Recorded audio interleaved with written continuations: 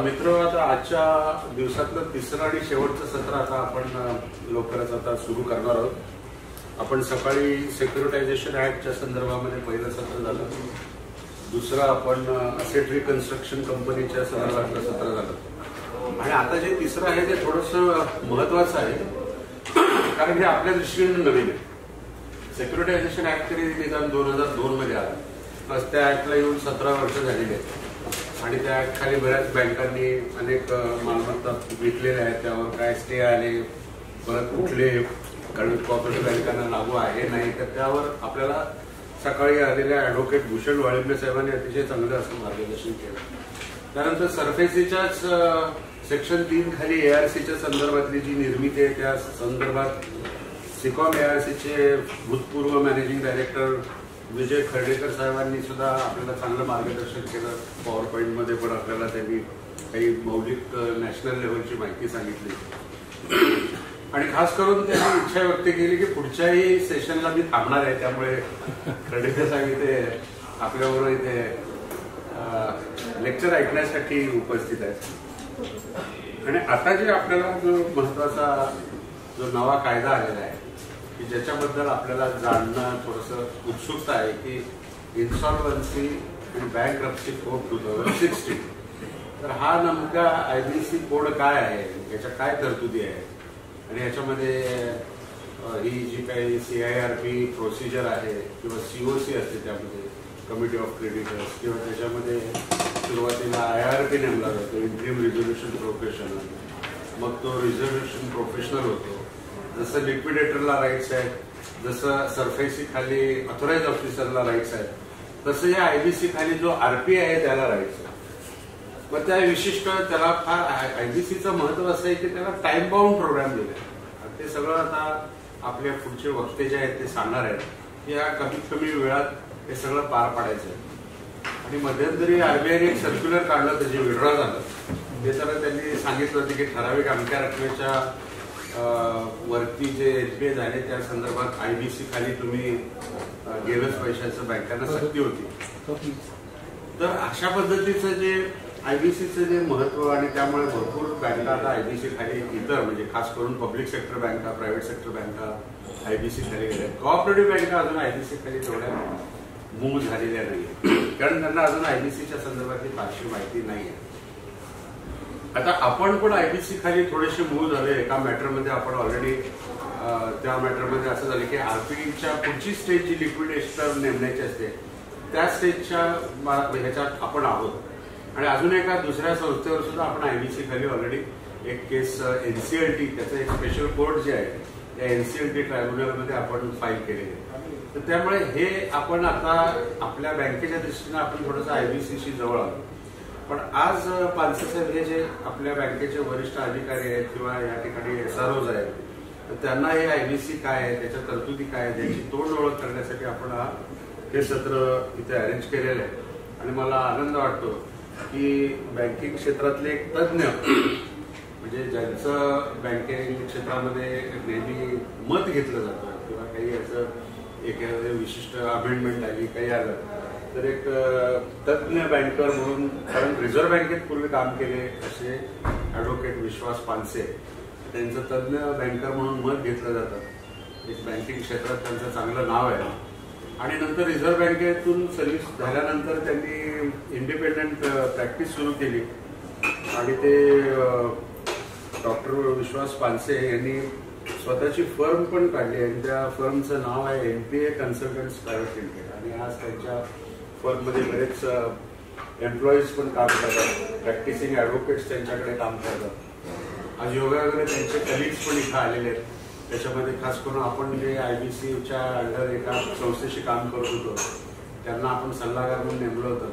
त्यावेळेला त्यांचे जे कलिग आहेत ते ॲडव्होकेट अक्षत खेतान ते पण इथे आलेले आहेत. त्यांच्या आणखी पण मॅडम कलिग आलेले आहेत. त्यांचा मुलगा पण इथे आलेला आहे. त्यांनी मला सांगितलं की त्याला फोटोग्राफीची आवड आहे, त्यामुळे बहुतेक तो फोटोग्राफी करणार असं दिसतंय, त्या करतोय माहिती नाही. तर ॲडव्होकेट डॉक्टर विश्वास पानसे जे आहेत त्यांची ही NPA कन्सल्टंट प्रायव्हेट लिमिटेड आहे आणि त्यांच्या व्हिजिटिंग कार्डमध्ये मुद्दा मी मागून घेतलं कारण त्याच्यामध्ये असं लिहिलेलं आहे, डोंट पे बँक असं लिहिलंय. ते हातात घेतल्यावर लोक म्हणणार अरे हे काय म्हणजे कसे सल्ला देणार आहे, म्हणजे कसले सल्लागार आहेत, हे कर्जदाराचे सल्लागार आहेत का बँकरचे करायचे? कारण जर असं वाचलं तुम्ही don't pay to the bank असं म्हटल्यावर आपल्याला काय वाटणार, हे कर्जदाराला मदत करतात. पुढे लिहिले टिल वी मीट. आता याचा अर्थ मग यांच्या ज्या काही सर्व्हिसेस आहेत की एनपीए किंवा एसएमईजला are you feeling humiliated, depress, harass, pressurize, then don't pay bank till we meet. मग त्याच्यातून जे काही मार्ग काढण्याचे जे काही गोष्टी आहेत, excessively powered banker becoming cohesive, many helpless SMEs are dying every day, त्या सगळ्या एवढ्याशा व्हिजिटिंग कार्डमध्ये त्यांनी भरपूर मॅटर इन्कॉर्पोरेट केलेले आहेत. त्या पद्धतीच्या त्यांच्या सर्व्हिसेस आहेत आणि आपल्याही बँकेला ते आता असोसिएट झालेले आहेत. आणि आज जेव्हा आपण आयबीसीच्या संदर्भामध्ये तोंड करून घ्यायची आहे तेव्हा म्हणलं पानसे साहेबांना बोलूया, त्यांच्याबरोबर अक्षत पण आपल्याला थोडंसं मार्गदर्शन, त्यांचा कलिग जो आहे तो मार्गदर्शन करणार आहे. ते NCLT मध्ये वगैरे केसेस अटेंड करतात. तर एवढ्या एका ब्रीफ इंट्रोडक्शन नंतर आता मी ॲडव्होकेट विश्वास पानसे साहेबांना विनंती करेन की तुम्ही आता थोडं मार्गदर्शन करा. Welcome to everybody. सगळ्यात आधी ॲज ए बँकर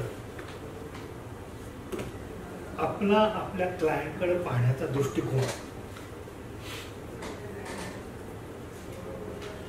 याच्याविषयी मला 2 शब्द. नॉर्मली जेव्हा एखादा क्लायंट आपल्या बँकेशी व्यवहार करतो 5 वर्ष, 7 वर्ष, 10 वर्ष, त्याच्यानंतर तो अडचणीत येतो. अडचणीत आल्यानंतर तो एनपीए, आणि मी एनपीए झाल्यानंतर आपल्यावरती एवढं प्रेशर असतं की आपण ते प्रेशर त्याच्यावर टाकतो. माझं सर्वसाधारण बँकांना म्हणणं असं आहे की तुम्हाला रिकव्हरीशी इंटरेस्ट आहे, तुम्हाला बिझनेसशी इंटरेस्ट. ज्या माणसाने 10 वर्ष किंवा ज्या फर्मने तुम्हाला 10 वर्ष इंटरेस्ट दिले ती फर्म आजारी पडू शकते, काहीतरी अडचणी येऊ शकते. मग या अडचणीच्या काळामध्ये आपली रिकव्हरी पण तेवढीच महत्वाची की आपले पैसे अडकलेले ते निघाले पाहिजे. तर या पैसे काढण्याची जी प्रोसेस आहे या प्रोसेसला जर आपण कन्स्ट्रक्टिव्ह पद्धतीने करायचा प्रयत्न केला तर मला वाटतं एनपीएचं प्रमाणही कमी होईल आणि झालेले एनपीए परत मार्गी लागतील. ज्यांनी तुम्हाला 10 वर्षापूर्वी तुम्हाला सर्व्हिस केली तो अजून पुढे 10 वर्ष सर्व्हिस केली. पण मग हे करत असताना काय केलं पाहिजे नेमकं? तर ऍज अ बँकर तुम्ही त्यांचा अकाउंट रोज पाहत असता आणि एक चाणाक्ष बँकरचं हे लक्षात येतं की त्या अकाउंटच्या ज्या हालचाली आहेत त्याच्यावरनं लक्षात येतं की हे अकाउंट जरा थोडंसं प्रॉब्लेमॅटिक होत चाललंय. त्याच वेळेस जर का त्याला व्यवस्थित ॲडवाइस दिला. आज तुम्ही जर पाहिलं बँकरचं आणि बॉरोवरचं जर रिलेशनशिप पाहिलं तर बॉरोवर कितीतरी गोष्टी बँकेपासून लपवतो. तो कधीच मोकळेपणाने तुम्हाला त्याचे प्रॉब्लेम सांगत नाही. आणि मग त्याचे प्रॉब्लेम आपण इमॅजिन करतो आणि बऱ्याच वेळा असं होतं की त्याच्या प्रॉब्लेमचा अंदाज न लागल्यामुळे तो नॉट ओनली एनपीए होतो तर तो तुमच्यापासून पळायला लागतो, तुम्हाला अवॉइड करायला लागतो.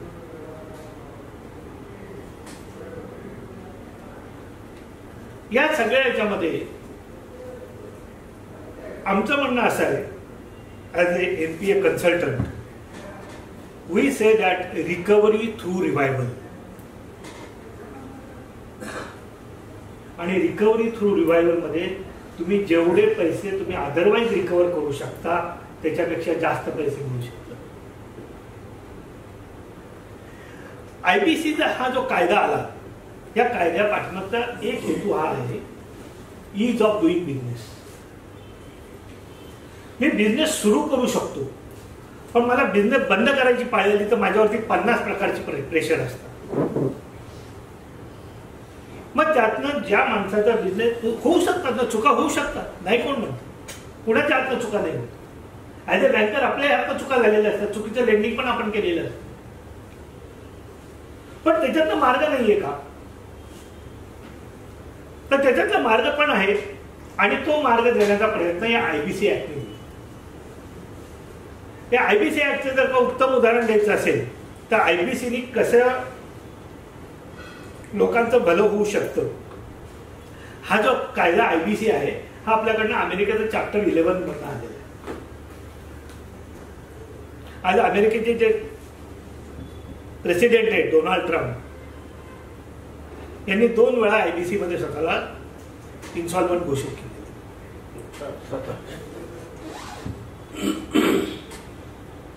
आणि असं असूनही आज परत ते उभे. याच्या पाठीमागची जी विचारसरणी आहे ती विचारसरणी आहे की 95% of our population is job seeker. मुलगा जन्माला आल्यापासून किंवा मूल जन्माला आल्यापासून त्यांनी चांगल्या स्कूलमध्ये जावं, चांगल्या कॉलेजमध्ये जावं, चांगले मार्क्स कमवावे. आणि कशासाठी ही सगळी धडपड? तर कॉलेजच्या कॅम्पसमध्ये इंटरव्ह्यूला सिलेक्ट व्हायला पाहिजे. आणि कुणाच्या इंटरव्ह्यूला सिलेक्ट व्हायला पाहिजे? Foreign multinational company. Are we creating a slavery mentality? एक ईस्ट इंडिया कंपनी आमच्या देशावरती आली, तिने 200 वर्ष आम्हाला छळलं. आता तर आम्ही असं आमची माणसं अशी तयार करतोय की जी स्लेव्ह हवीत. जेव्हा गल्ली बोळातनं क्रिकेट खेळायला लागले तेव्हा सचिन तेंडुलकर सारखी लोक तयार झाली. जर छोटे छोटे उद्योग करण्याची प्रवृत्ती निर्माण नाही झाली तर उद्योगपती निर्माण होणार कसे? नवीन धीरूभाई कुठून जन्माला येईल? इंडियन मल्टीनॅशनल्स कुठून जन्माला येतील? तर ऍज अ बँकर मी माझा जो कस्टमर आहे, माझा जो बॉरोवर आहे, त्याच्याकडे मी सजगतेने पाहिलं पाहिजे. एक तुम्हाला तर सगळ्यांना माहिती असेल की एक प्रसिद्ध म्हण आहे किंवा एक प्रेझेंटेशन आहे की बँकर म्हणजे कोण? जेव्हा पाऊस येत नसतो तेव्हा छत्री देतो, पाऊस आला की छत्री काढतो.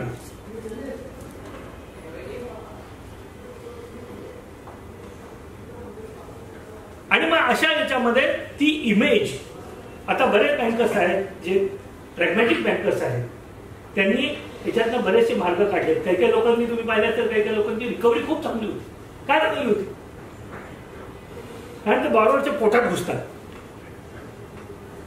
त्याच्याकडे काय काय अव्हेन्यूज आहेत त्याचा प्रयत्न करतात. बऱ्याच वेळा आपण त्याची जी फिनान्शियल ताकद आहे आणि त्याची जी बिझनेस करण्याची क्षमता आहे,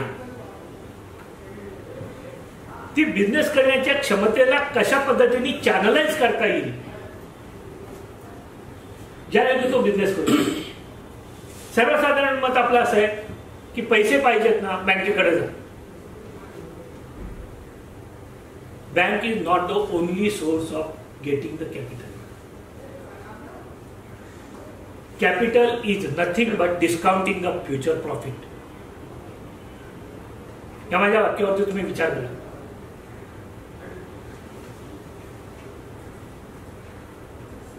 जर प्रॉफिटेबल व्हेंचर असेल तर कॅपिटल तयार.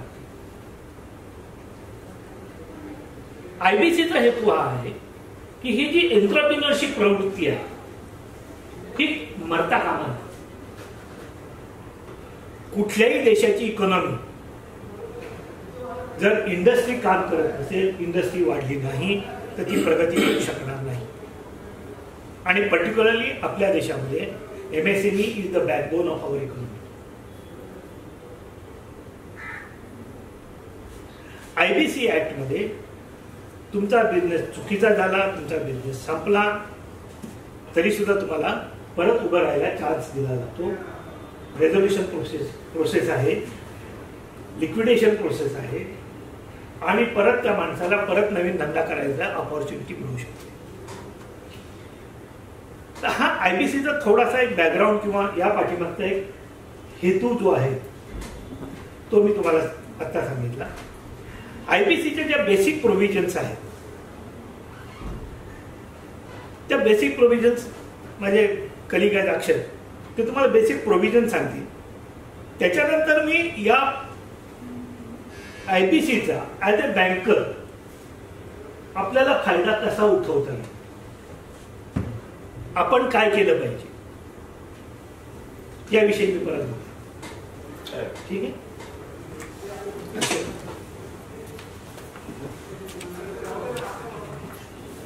हिंदी त्यांना विचार. If you are comfortable in English, okay. I am comfortable in English and Hindi both. तो दोनों करिए.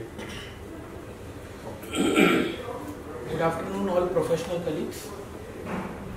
I am Akshat Khetan, working under Dr. Pandse, mainly looking after the cases which are evolved under IBC. Now, from the year 2016, there is a big hoolala that what is this IBC? And everybody is very inquisitive to know that how they can take the benefit of the IBC. But first let us understand that what does the Insolvency and Bankruptcy Code mean? Why this name is given? If we go by the literal meaning of the word insolvency, it is derived from the word inability. So we have to keep our mindset that insolvency is related to inability where revival and resolution is possible. If we move forward, the second word in the act states bankruptcy, which is associated with the word incapacity. Where there is association word with the word incapacity, we need to understand their revival is difficult and we may have to go to the domain of liquidation. Now generally we have seen there are so many corporate laws, but there is a word act associated ahead of it. Companies Act or the Sikh Industrial Companies Act, or for that matter any act. Why this is called the IBC code? Because code means a conglomerate or compendium of various acts prevailing and formulated in one channel to provide a reasonable time-bound solution. So that is why we first need to understand that what is this Insolvency and Bankruptcy Code. This was assented by our President of India on 28th of May 2016, and further from 11 December 2016 it came into full force. What is the main objective of the Insolvency and Bankruptcy Code? कि इसका सबसे बड़ा हेतु क्या है, क्यों IBC को सरकार ने अलग अलग संस्थाओं ने लेकर के आया. इसके पीछे का सबसे बड़ा हेतु ये था कि they wanted to provide a time bound mechanism, as Karnad साहब rightly said. Secondly, they wanted to regulate the mechanisms and act. And third and the main objective was to get the maximum value of the asset value of the corporate debtor.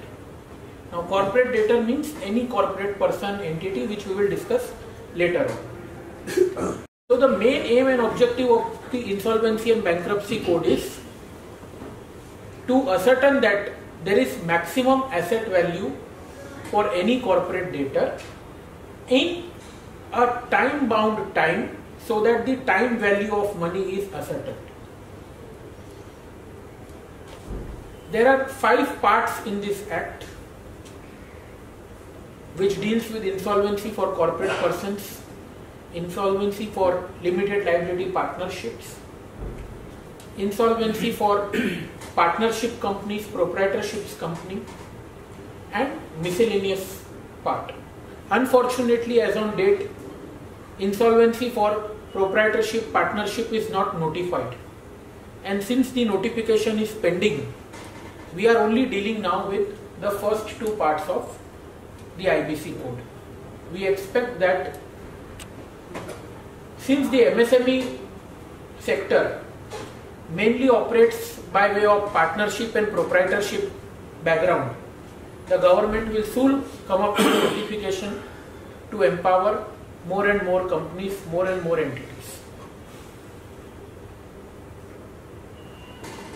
Now, coming little further and going to the literal part of the Act, we need to understand that who can initiate an insolvency proceeding. Broadly and basically, there are three entities who can initiate an insolvency proceeding. The first being the financial creditor. That includes the bank, the NBFCs, the persons who have given deposit at a time value of money to the companies, and other such entities where financial borrowing is made against a time value of money. Second comes your operational creditors. Operational creditors are those people who are your suppliers, who are your tax authorities, where some movement of transaction has taken place due to the delivery or give and take of goods and services. And third is the corporate debtor himself. When today I as an entrepreneur feel that I will not be able to repay my financial creditor, my operational creditor, and I will not be able to sustain my business, I can myself go to the court by filing an application under section 10 and press for the enactment of IBC 40. Before going into further detail, let us understand how this is practically enacted. So there is a regulator and there is an adjudicator for enactment of this law. The regulator is the Insolvency and the Bankruptcy Board of India, which has 10 board of directors, including Under Secretary from Ministry of Finance, Corporate Affairs, and various banking organizations. And second is the adjudicator, where we have the NCLT, NCLAT and the DRT. Primarily, whenever an application is being made by a financial creditor or operational creditor, it has to be made before the designated National Company Law Tribunal falling in the jurisdiction of that area. There are 16 National Company Law Tribunals established in the country as of now, out of which 12 are fully functional, 4 are notified but yet to be in operation. These National Company Law Tribunals report to the NCLAT. If you are aggrieved, the Appellate Tribunal is in New Delhi, Justice S.J. Mukhopadhyay is the chairperson, and NCLAT you have to refer the matter. And further on, the final authority is the Supreme Court of India, which is the apex court. Also, before I proceed, I would also like to inform on one more point, that why there is so much need of this Insolvency and Bankruptcy Code. Because before the enactment of this code, for every banker, there were multiplicity of laws. Today, if we see the central statute and the state statute, the central statute itself has 1248 laws and state statute is different. So there was so much complexity that if the banker is trying to do something, the borrower will do something and obtain a stay where the banker comes into trouble, and vice versa. So to uniform this process, the acts like the Presidency Township Act, the Presidency Insolvency Act, the Sikh Industrial Companies Act of 1985 were repealed and they were amalgamated into the IBC, whereby the RDDB Act, the DRT regulation, SICA Repeal Act, the Companies Act 2013 all formed a corrangium of laws to assist and empower this IBC. That is how this IBC has become very important. The Finance Minister in the budget speech said that 4 lakh crores of recovery in the last 3 years is possible because of the provisions of enactment of IBC and other recovery mechanisms. Now if we see this statement, this is a very strong statement where IBC has been prudent and recovery is possible in the country. There are landmark cases where the wrongdoings of promoters are coming into limelight and everybody is becoming more cautious and more accountable. The whole problem in this country in the banking sector was that there is no accountability of inaction. There is accountability if you are doing something wrong. There is an accountability if you have not done something wrong. But if you have not done anything and you are sitting silent, there is no accountability on the part of the borrower and on the part of the banker. So this IBC empowers that fragment. What happens is that if any banker or any operational creditor makes an application under section 7 or 9 respectively to the NCLT, within 14 days of making the application has to be decided whether it will be admitted or it will be rejected. So here we need to understand what are those grounds.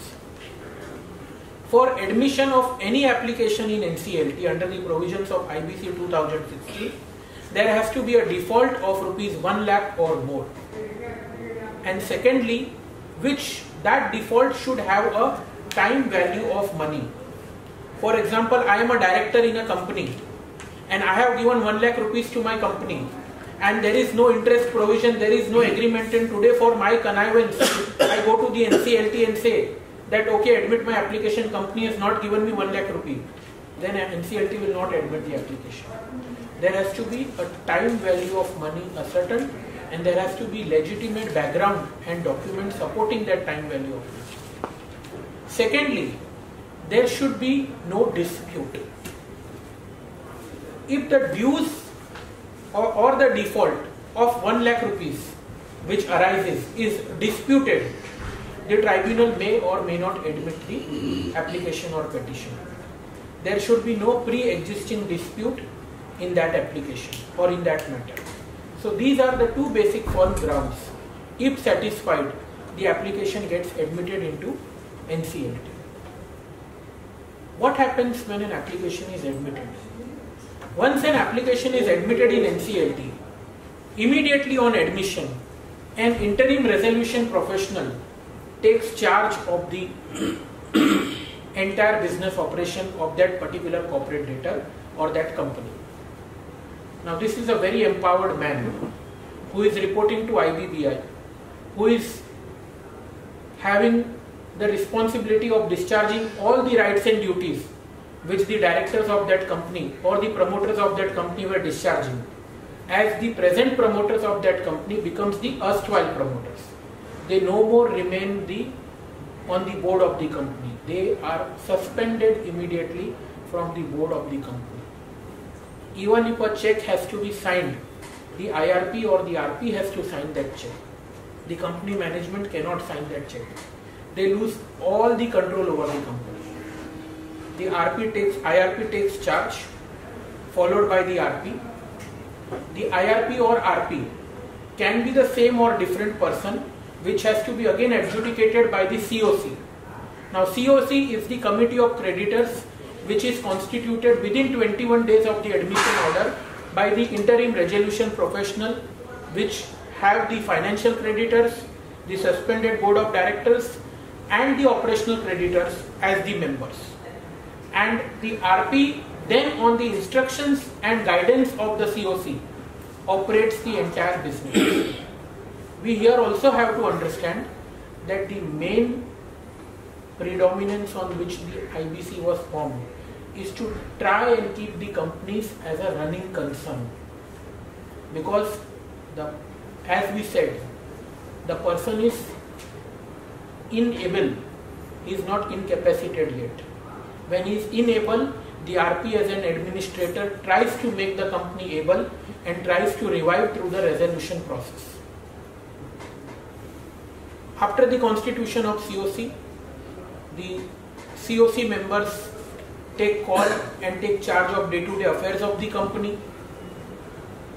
The RP tries to run the company, tries to get the maximum recovery possible for the company during that period, potential asset value. Because every company has got a value of the assets, has got its liabilities, but there is a replacement cost and there is an enterprise value, which the IBC code says that it is mandatory for the COC to get the financial asset valuation done of the company, so that we understand truly what is going on in the company. The COC then takes charge and carries out all these various processes. For first process, once the COC is constituted and everything is in place, they come up with a publication of an EOI, that is expression of interest, inviting any potential investor to invest or take over in the company. The criteria for that EOI is decided by the committee of creditors. Once the EOI is received, the RP scrutinizes that application, recommends it to the COC, and if the COC forms it fit, then an information memorandum and evaluation matrix. I know these are all legal jargons, but we need to understand, because coming down 1 or 2 years down the line, IBC will have a very key role in all the NP accounts. So an information memorandum has to be prepared by the RP and an evaluation matrix has to be prepared by the RP, which is given to the prospective resolution applicant to prepare his resolution plan and submit to the COC for approval. How is the voting percentage in COC decided? That is also very important for a banker to know. When the RP is appointed and COC is constituted, the RP also calls for claim. And claims are received from all the financial creditors and all the operational creditors. Once the claim is admitted by the RP, the percentage in the total claim decides the voting percentage in the COC. So voting percentage in COC is very important, and the voting power is only given to the financial creditor who is not a related party of the corporate debtor in any manner. So there cannot be any jingoism, there cannot be any loophole in that. After the calling of EOI, after the providing information memorandum and evaluation matrix to the prospective resolution applicant, then comes the stage of submission of resolution plan.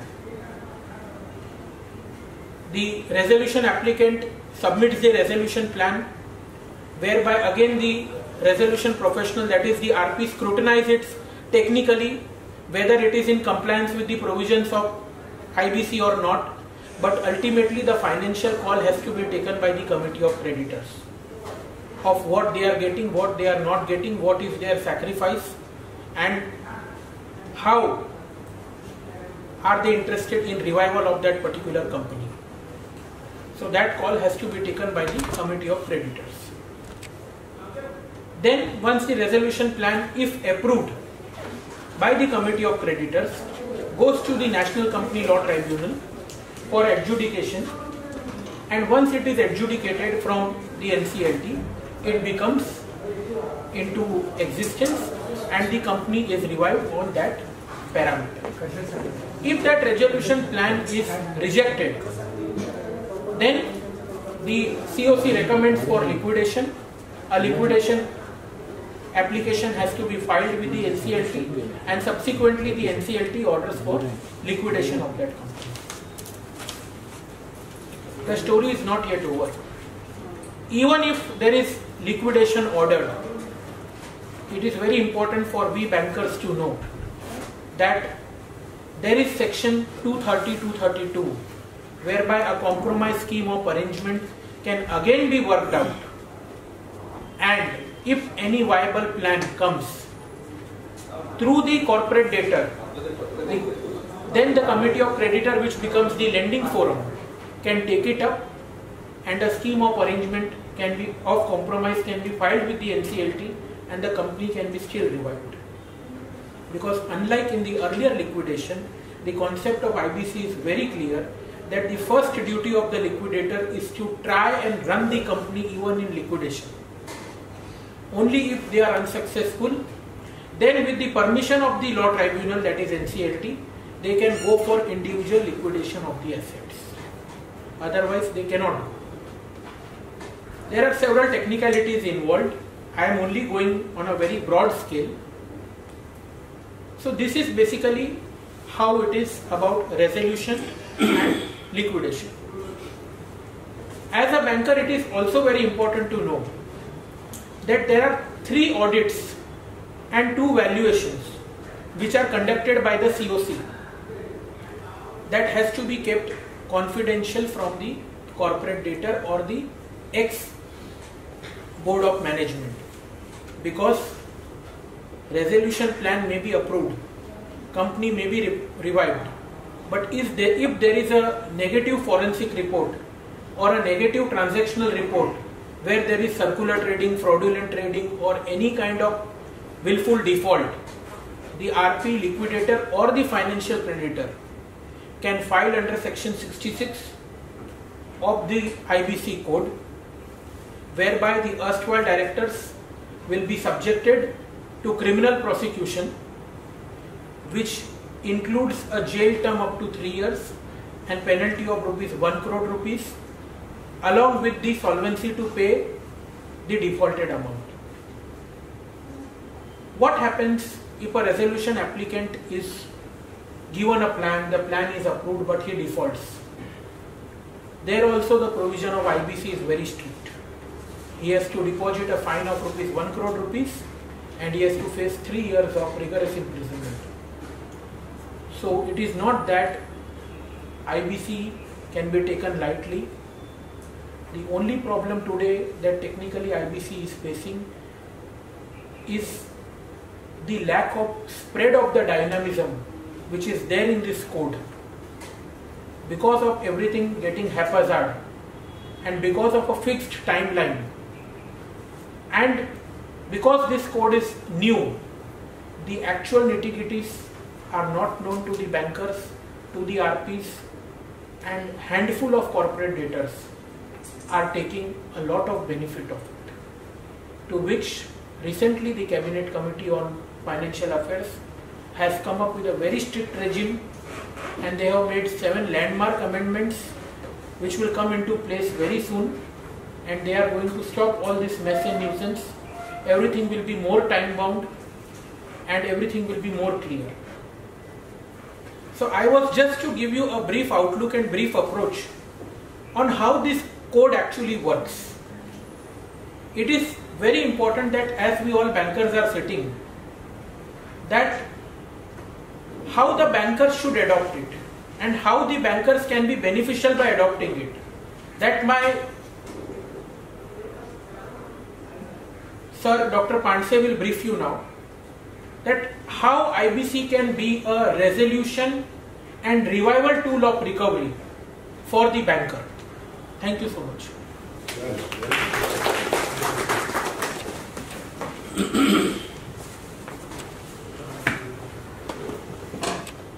Thank you, Akshay. I think he has gone through, he has taken you through the entire IBC mechanism. Now the question comes to us is that how to use that as a banker. हमें law समझना है, system समझना है, लेकिन इसको हमारे लिए कैसे यूज करते हैं? एज ए बँकर मी त्याचा वापर कसा करू शकतो? तर याची सुरुवात ही खूप पहिल्यापासून आपल्याला याचा विचार केला. ॲज ए बँकर मला जर IBC मध्ये ऍप्लिकेशन करायचं असेल, अंडर सेक्शन 7 मी ऍप्लिकेशन करू शकतो. तर हे करण्यापूर्वी मला काही गोष्टीची असेसमेंट केली पाहिजे.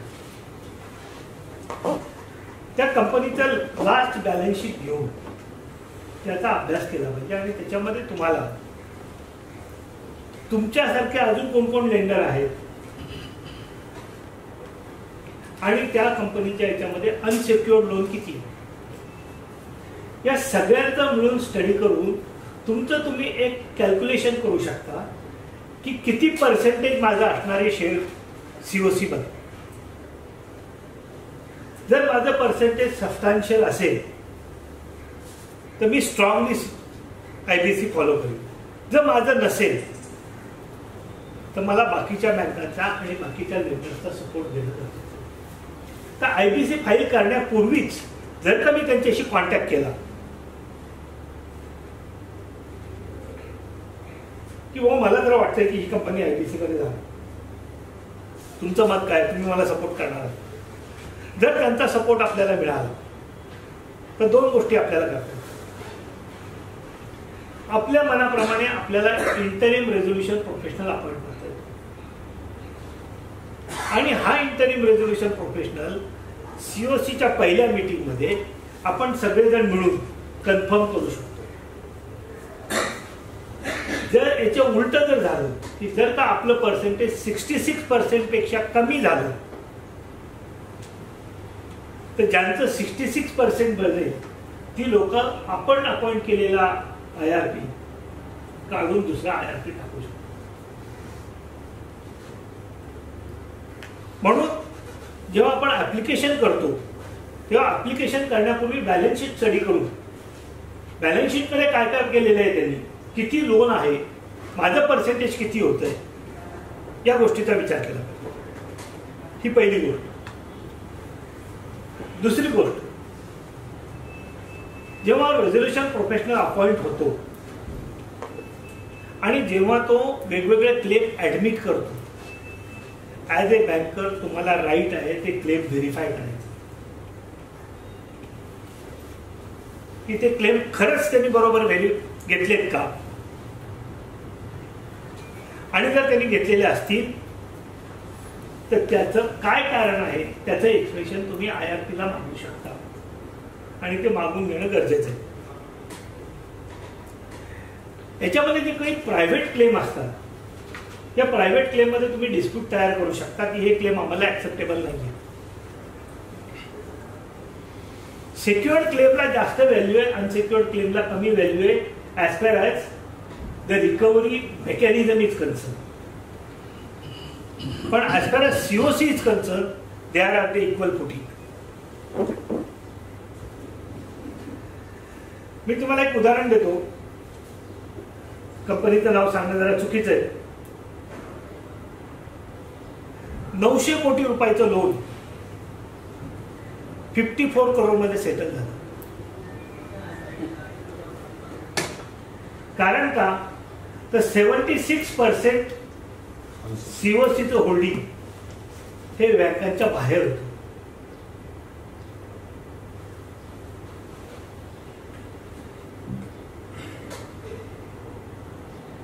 तर IBC मध्ये मला रिकव्हरी मिळणार आहे, मी रिकव्हरी करेल, हे करेल असं नुसता विचार करून नाही चालणार.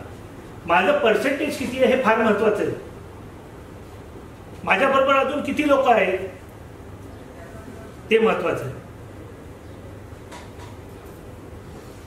तर हा पहिला भाग झाला की आपण IBC मध्ये जाताना किंवा जाण्यापूर्वी काय केलं. दुसरी गोष्ट, जाताना जो IRP असेल तो IRP साऊंड नॉलेजचा आहे का नाही, त्याचबरोबर तो इंडिपेंडंट असला पाहिजे. कोणाचा प्रो असता कामा नये. Nor he should be too much pro banker, nor he should be too much of pro border. आपला purpose as a banker is what, maximization of recovery. जर मला ज्या ॲसेट्स मी आज फायनान्स केलेले आहेत त्या ॲसेटची मला रिकव्हरी तेवढी जर मिळत नसेल तर ती कंपनी चालू राहून मला जास्त पैसे मिळतील, रादर त्यांची कंपनी बंद करून मला पैसे मिळतील. तर ती कंपनी चालू करणं, रिव्हाइव्ह करणं, ती कॅपॅबिलिटी असलेला IRP आपल्याकडे असला, ती कॅपॅबिलिटी असलेला RP असला पाहिजे.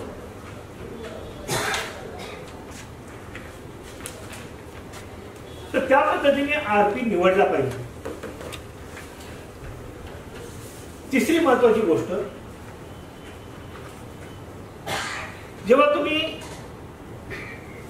फॉरेन्सिक ऑडिट करता किंवा व्हॅल्युएशन करता, या दोन्ही गोष्टीकडे जरासं वेगळ्या नजरेने पाहायला पाहिजे.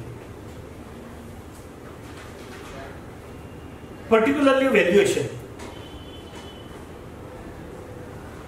बऱ्याच वेळा व्हॅल्युएशन हे मुद्दाम कमी दिलं जातं.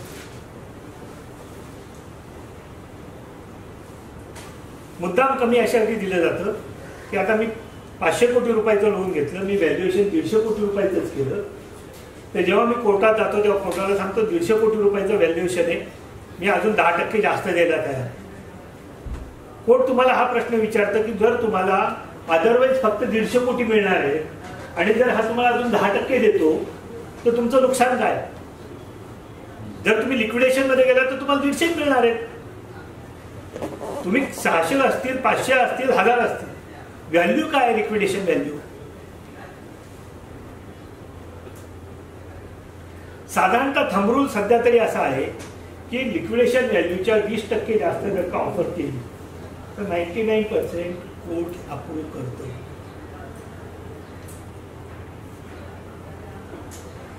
आणि जर तुम्ही रिजेक्ट केलं तर तुम्हाला कारण द्यावी लागतात की why are you rejecting it.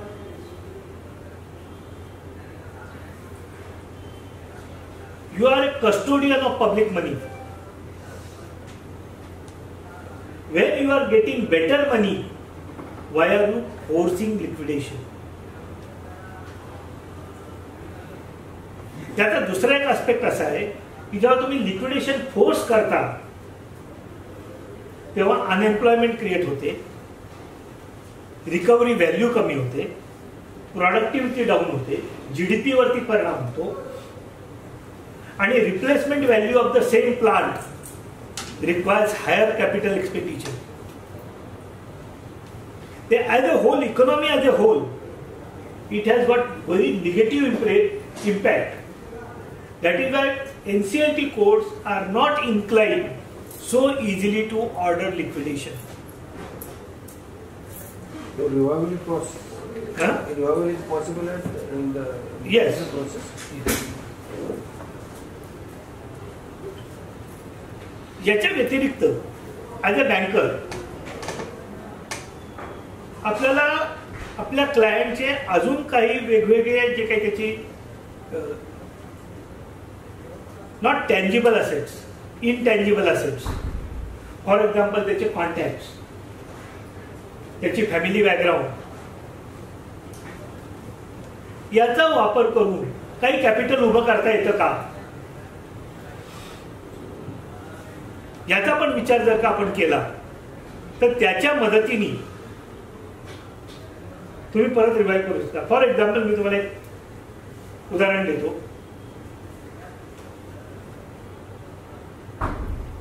एका कंपनीमध्ये परिस्थिती अशी होती की त्यांचं टोटल लोन होतं 120 कोटी रुपये आणि असेट व्हॅल्यू 32 कोटी रुपयाची होती. लिक्विडेशन व्हॅल्यू 32 कोटी. प्रपोजल आलं 33, 34, 35.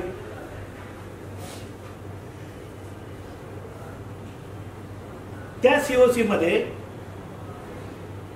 35 ला ते अप्रूव्ह केलं, पण कुणाला अप्रुव्हल दिलं? 3 लोकांनी ऍप्लिकेशन केलं.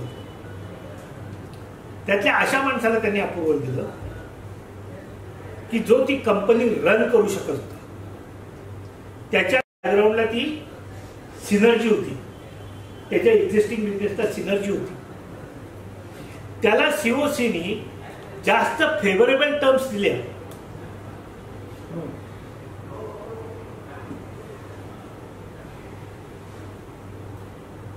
आणि आज ती कंपनी परत मार्गी लागली आहे. जेव्हा ती कंपनी ताब्यात घेतली तेव्हा 20%, 25% कॅपॅसिटी युटिलायझेशन होत होतं. आज more than 60% capacity utilisation. Bank फक्त माझी आजची रिकव्हरी नाही पाहते, मला पुढे पण त्याच्यापासून इंटरेस्ट मिळणार आहे, पुढे पण तुम्हाला काही पैसे देणार आहे. याही गोष्टीचा विचार केला पाहिजे. आणि मॅक्सिमायझेशन ऑफ रिकव्हरी याचा अर्थ असा नाही की मॅक्सिमायझेशन ऑफ सेल ऑफ असेट्स. तिसरी महत्वाची गोष्ट ऍज अ बँकर मला NPV समजलं पाहिजे. नेट प्रेझेंट व्हॅल्यू मला कळलं. माझे पैसे ज्या व्हेंचरमध्ये अडकलेले आहेत ते व्हेंचरमध्ये जर का मला 10 वर्षांनी पैसे मिळत आहेत आणि आज मला किती पैसे मिळत आहेत त्याच्यातल्या आज मिळणाऱ्या पैशाची मी जर का एनपीओ कॅल्क्युलेट केलं आणि जर ते पैसे मला आज मिळत असतील तर आज माझे हे पैसे 12% इंटरेस्टवरती जात आहेत. उद्या हेच पैसे हातात आले एक तर माझे एनपीव्ही नुसार माझ्या पैसा आधीचेच पैसे माझ्या ताब्यात आले मी दुसरीकडे 14% लेंडिंग करू शकतो 2% मध्ये असं प्रॉफिट मिळू शकतो.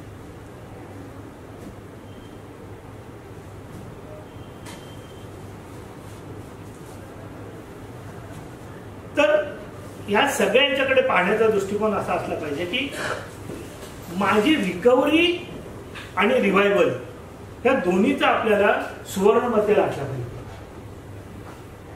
ज्या ठिकाणी मला असं दिसतं की माझी रिकव्हरी खूप डिफिकल्ट आहे त्या ठिकाणी I should go for liquidation. ज्या ठिकाणी कुणी एखादा पार्टनर येऊन ती कंपनी उचलू शकतो तर त्या पार्टनरला सपोर्ट करणं जास्त गरजेचं आहे.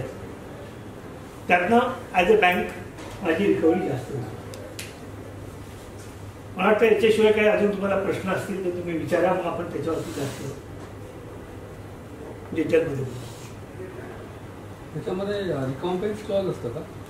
रिकॉम्पेन्स क्लॉज असतो म्हणजे bank is making a sacrifice आणि company then start running better तर बँकेला काय काही रिवायवल प्लॅन मध्ये ती प्रोव्हिजन आहे. काही रिवायवल प्लॅन मध्ये तशी प्रोव्हिजन आहे.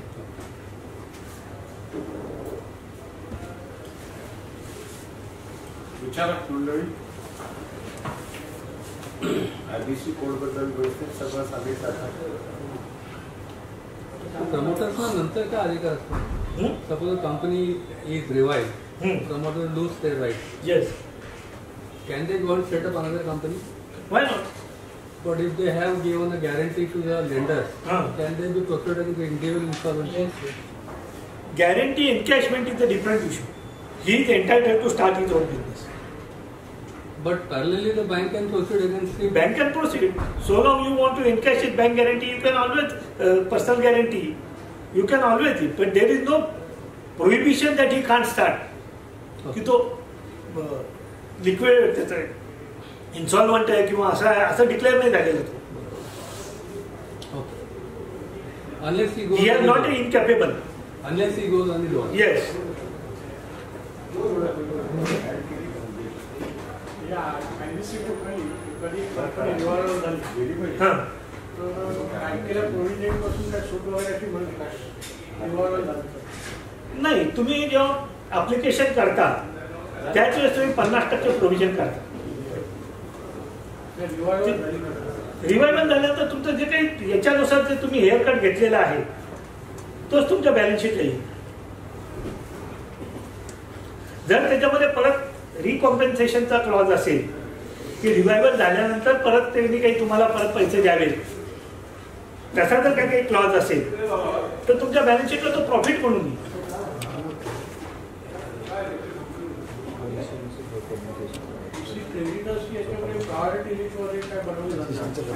आहे ना त्याची प्रायोरिटी वॉटरफॉल मेकॅनिझम दिलेलं आहे. त्याचं सगळ्यात आधी पेमेंट केलं जातं ते CIRची प्रोसेस जी आहे आणि जो RP आहे त्याचं पेमेंट ही करावंच लागतं. आणि जर कंपनीमध्ये पैसे नसतील तर बँकांना कॉन्ट्रीब्यूट करावं लागतं नाही तर बँकांच्या वरती पेनल्टी पडते.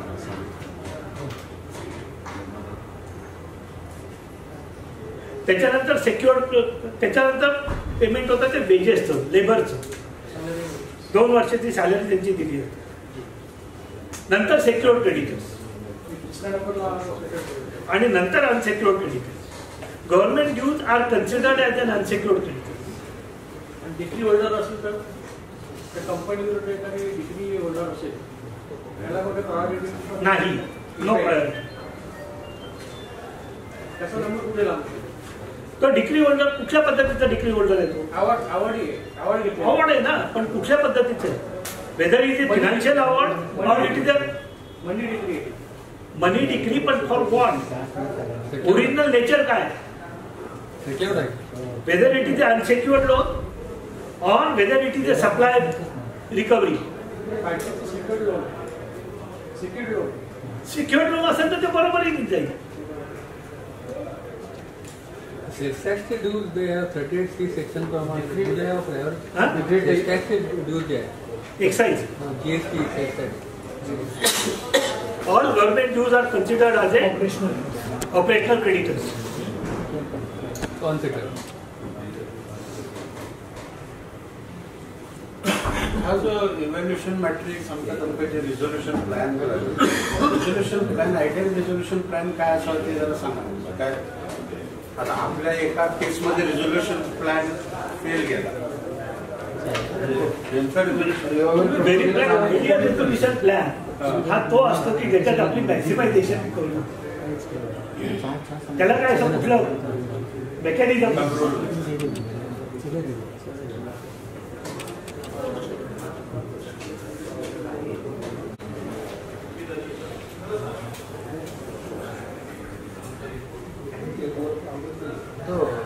सांगा. कंपनी जेव्हा IRP मध्ये असते, आर्थिक प्रोसेस मध्ये असते 180 डेजच्या, त्याच्यावेळेला रिव्हर्वल प्रपोजल मागवतात.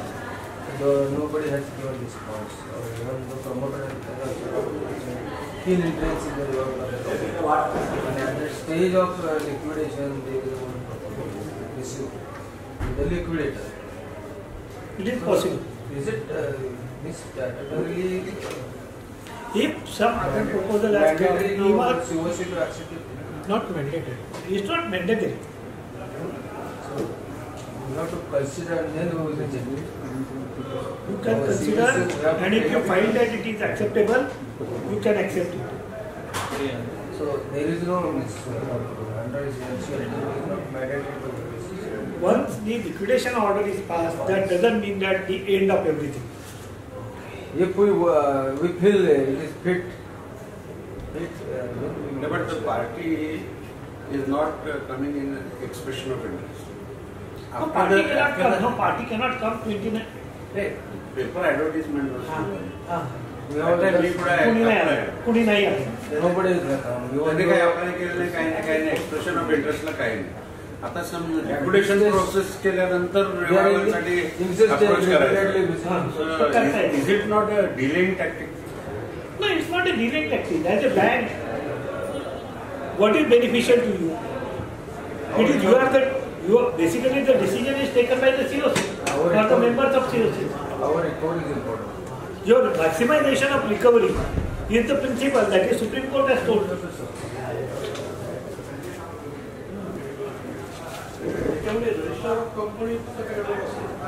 काही संबंध नाही. रजिस्टर ऑफ कंपनीचं रेकॉर्ड हे जास्त ग्राह्य धरलं.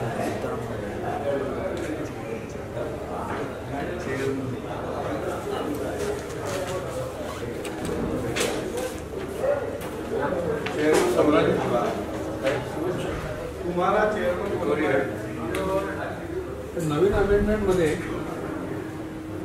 सिक्युर्ड आणि अनसिक्युर्ड डेट याच्यामध्ये काही डिफरन्शिएट करणार आहे in terms of COC interest म्हणजे controlling part of COC. Still in a dilemma. But secured lenders should get a more weightage compared to unsecured lenders as far as the voting. Yes, that is true, but still it is in dilemma. They have been treated at an equal platform as far as COC is concerned. Voting power is concerned.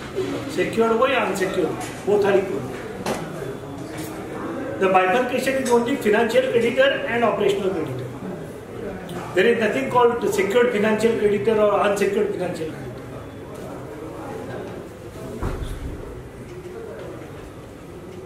But even between them also they are on the same footing. Yes.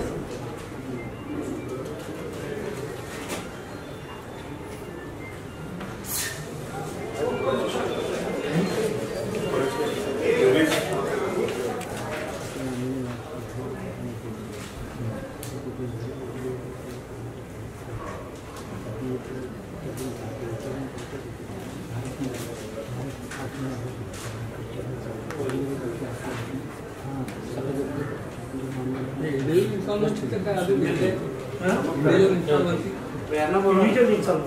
2 मिनिटं बोला. हो 2 मिनिटं बोला. मग आता presidential जो आहे आता करंट ऍक्ट जो आहे तो ऍप्लिकेबल प्रेसिडेन्शियल इन्कम तो ते ऍप्लिकेबल. इंडिव्हिज्युअल आणि पार्टनरशिप अजून नोटिफाय झाला तिकडे गेले बघूया.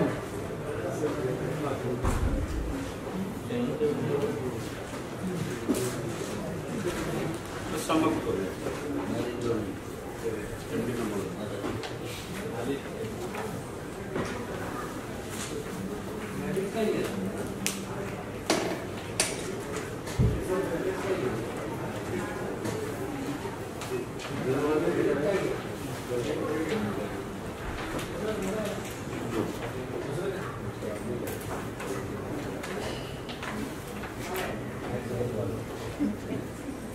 नाही बघून सांगेल ना.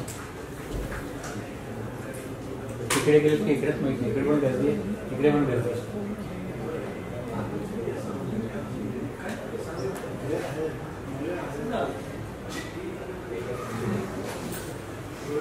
What are the proposed amendments? Do you know these 7-8 amendments?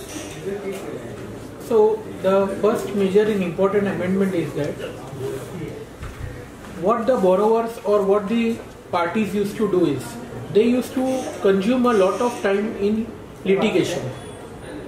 They have made it a statute that the entire resolution process has to get completed in a period of 330 days, inclusive the time of litigation. There will be no exclusion, there will be no other parameters. Secondly, what had happened that in the landmark judgment of SR Steel, NCLAT gave a judgment that operational creditor have to be treated at par with financial creditor.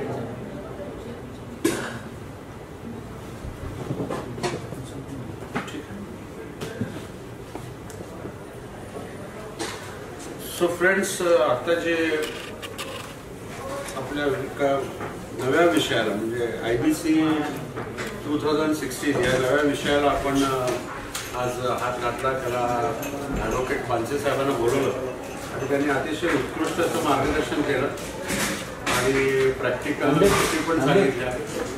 एक banker म्हणून पण काय आपली भूमिका असायला हवी हे IBC code सांगण्याच्या पूर्वी ॲज अ बँकर पण आपली काही जबाबदारी आहे आणि आपण काय खबरदारी घेतली पाहिजे हे पण त्यांनी सांगितलं.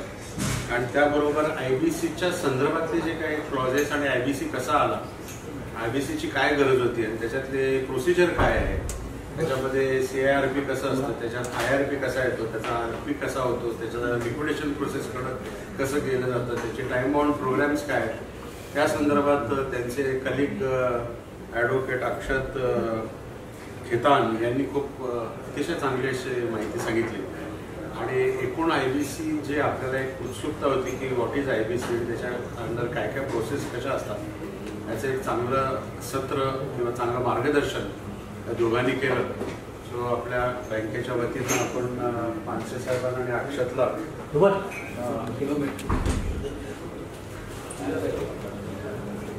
द्या. तुम्ही द्या, HRचे हेड आहेत शिंदे साहेब.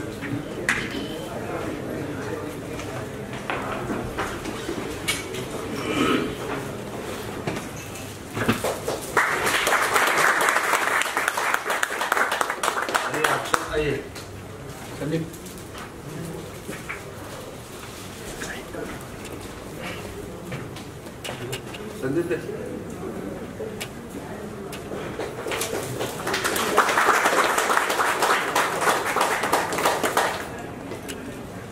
So thank you very much advocate Vishwas Panse saheb आणि Akshat for giving excellent this. मी सम अप दिस सेशन आणि सर्व पार्टिसिपंट्स आपण आता आजचं सेशन संपलंय असं जाहीर करू. And we will sit in my case.